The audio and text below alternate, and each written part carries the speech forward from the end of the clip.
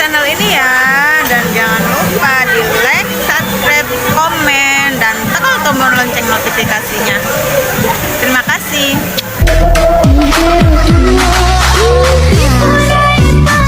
Semua kerjaan itu berat, tapi kalau kita kerjain dengan ringan gitu, dengan ikhlas, nggak ada yang berat. Assalamualaikum warahmatullahi wabarakatuh. Perkenalkan, nama saya Haji Isma Novianti. Keseharian saya berdagang kue apam Bugis Mama Is di Kejaksaan Raya Pondok Bambu, Jakarta Timur. Saya berasal dari Bugis, Sulawesi Selatan, Kota Pindrang. Pak, jualan ini udah berapa lama, Pak? Sudah 5 bulan lebih. Ide jualan ini sebenarnya dari om saya yang di Bekasi. Dia sebenarnya waktu itu dia baru awal buka ya. Terus saya karena sementara lagi nggak ada kerjaan karena pandemi kemarin, saya ditawarin untuk jualan kue apam Bugis dari asal kota saya, dari Bugis Makassar. Ya, saya berminat karena kue ini saya lihat peminatnya kan banyak orang tua ya. Dan ya rasanya juga saya coba punya dia enak. Jadi saya coba-coba. Alhamdulillah dari awal saya buka sampai sekarang ramai. Iya. Sebelum saya buka itu saya selalu belajar di rumah. Saya coba. Kita coba lagi gimana supaya lebih enak lagi, lebih empuk lagi. Sebelum buka saya itu udah berapa kali saya coba dulu. Nah, gagal. Iya, kalau pertama baru buat sih pernah ya gagal, tapi nggak terlalu ini sih. Cuman kok agak keras, diapain lagi gitu supaya lebih enak lagi, lebih empuk lagi gitu. Kalau awal pertama buka, Mbak, langsung rame apa? Awal pertama buka alhamdulillah langsung rame di sini emang. Karena ini kan dia komplek ya, terus arah pasar, memang itu sampai waktu itu ngantri-ngantri, kita tulis list ya, tulis nama, iya pakai antrian nomor juga, karena waktu itu kalau nggak pakai begitu susah, kita bingung karena orang banyak banget ya.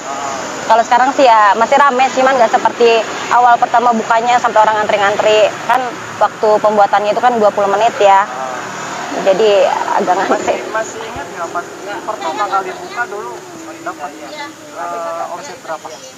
Berapa ya waktu itu 2,5 juta per hari. Paling ramenya sampai berapa, Pak? Ember. Omsetnya? Paling ramean waktu itu maksudnya 2 juta ini hasil bersihnya ya, untung bersihnya ya. Kalau misalnya dari penjualan semua itu bisa 4 juta sampai 5 juta. Itu untuk bersih saya per harinya. Kalau misalkan dapat 4 juta, untungnya 2,5 juta. Ya, jadi misalnya itu setengah dari harga ininya. Setengah dari omset gitu ya? Setengah dari omset kotor gitu? Setengah dari omset kotor. Ini apa nih? Ini dia adonannya diaduk, ya diaduk biar gulanya rata. Warnanya cantik banget ya? Ini gulanya lagi dapat agak yang muda ya. Biasanya kita dapat yang coklat. Gula aren. Kan? Sama apa lagi, Ban? Tepung beras, gula aren, dan kawan-kawan. Iya. Ini kalau buat adonan ibu di rumah? Di rumah. Di rumah. Iya. Ada proses didiamkan dulu nggak? Apa langsung aja? Iya didiamin dulu. Tapi kadang-kadang kalau misalnya udah habis, kadang-kadang nggak sempet didiamin, udah langsung masak. Kan agak bantet kuenya. Ini bawa berapa kilo, Bu, sekarang hari? Kita satu ember 4 ember. Kilo? Enggak. 3 kali 4 berapa tuh? 12 kilo. Hari Sore 12 kilo. sore satu di sana jadi 5. Diaduk. Nah, tadi kan ini udah dilumuri minyak nih ya? Iya, supaya nggak lengket. Itu berapa lama nih diamin dulu? Ya kalau ini bisa langsung, cuman kalau kita habis ngisi air harus panas dulu dia supaya nggak bantet kuenya. Kalau dia nggak mendidih airnya, ya bantet kuenya. Ini satu dandang ini cukup berapa? 35 cup. 35 cup. Iya. Kalau 3 kilo satu ember begini 4 dandang biasanya. 4 dandang.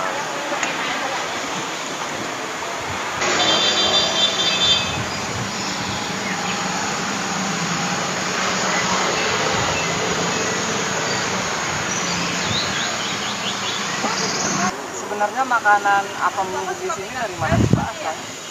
Kalau apem itu Betawi juga ada apem ya. Kan kalau orang Bugis itu bilangnya apang ya. Sebenarnya itu kue apem.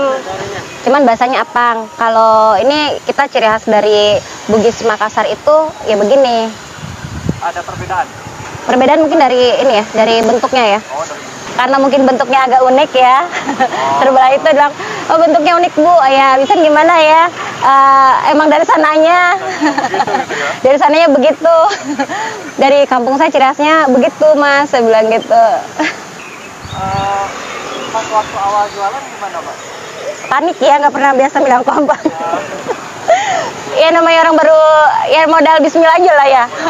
Aduh gimana ya, harus bisa, orang udah diajarin kan. Ya kan kalau pertama buka itu kan kita dulu yang ngerjain, bukan orang lain ya. Jadi ya pertama ya agak, saya belum tahu teknik pertamanya itu, emang saya lupa kompornya tuh harus panas dulu dandangnya.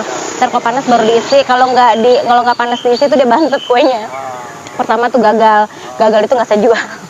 Daripada ntar yang baru nyoba kabur, mending saya simpen dulu di kantong baru ntar di rumah. Selama jualan pernah ini nggak sampai nggak habis gitu atau? Pernah lah, namanya jualan begini ya. Kalau pertama-tama jualan sih selalu habis, alhamdulillah. Kalau sekarang mungkin karena memang udah agak sepi ya. Paling kalau nggak habis saya bagiin orang, karena ini adonan nggak bisa disimpan gitu. Kan ada waktunya, jadi saya masak, saya ya bagi-bagiin aja. Berarti nggak bisa buat besok? Nggak bisa. Buat malam pun nggak bisa. Karena kalau saya jualan sore itu, saya buat adonan baru. Jadi kalau nggak ya harus fresh. Kalau misalnya dia nggak habis, saya masak, saya bagi-bagikan orang gitu. Kalau untuk lokasi yang ini di mana sih Pak? Lebih tepatnya? Ini daerahnya. Ini tepatnya daerah Kejaksaan Raya. Dekat patokannya SMP Negeri 51, dekat Pasar Pondok Bambu, Durian Sawit. Di Buaran Raya, depan Konsina. Patokannya? Patokannya di depan toko sepeda, pokoknya depan toko ini, Konsina. Nah kalau menurut Pak, kalau usaha seperti ini sulit nggak sih?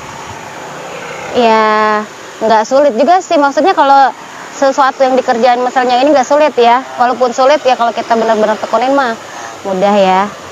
Kalau pertama mah sulit ya, karena kita baru, aduh ini begini-begini, tapi kalau udah lama kita kerjain mah alhamdulillah udah agak ini ya, udah agak lancar, agak gampang gitu. Cuman sulitnya kalau kita di rumah kan ngadon. Masaknya itu lama, itu gula arennya itu masaknya lama. Oh, persiapan dulu di rumah. Iya, kalau malam kan kita masak gulanya. Nggak bisa dimasak pagi, subuh nggak bisa. Karena kan dia lama dinginnya kan. Baru pagi-pagi di mixer adonannya. Begitu. Pas waktu mau buka ini, ada nggak kepikiran nggak takut nggak laku, takut? Itu mah emang saya pikir-pikirin dulu ya. Ini kalau kagak laku gimana ya, modalnya agak lumayan, saya bilang gitu. Makanya tuh ketar-ketir juga ya, tapi aduh bismillah deh, kalau dulu pesan almarhum bapak saya, kalau usaha pakai kalau-kalau, ntar kalau misal kerja begini ntar rugi. Kalau pakai kalau-kalau mah nggak jalan gitu. Tapi kalau misalnya bismillah aja, kita yakin insya Allah ada rezekinya, ada jalannya, insya Allah ada hasilnya, kata almarhum dulu.